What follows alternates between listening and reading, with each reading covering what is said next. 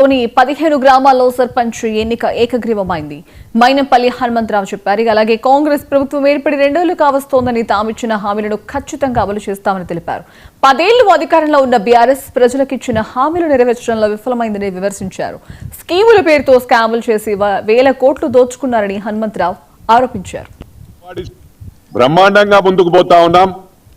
ఈ రోజు దాదాపు 15 మంది కూడా యునానిమస్ గా సర్పంచులు కావడం జరిగింది.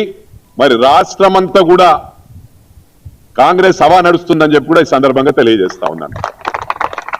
మరి ఎక్కడ చూసినా కూడా కాంగ్రెస్ కాంగ్రెస్ అంటా ఉన్నారు. రేపు లోకల్ బాడీస్ లో కూడా బ్రహ్మాండమైన మ్యాండేట్ ఇస్తా ఉన్నారు కాంగ్రెస్ కు.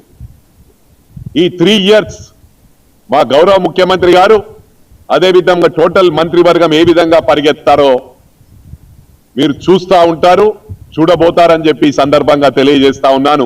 ఎందుకంటే మీరు మాకు 2 సంవత్సరాల నుంచి కూడా ఫస్ట్ డే నుంచి కూడా డిస్టర్బింగే ప్రారంభించారు.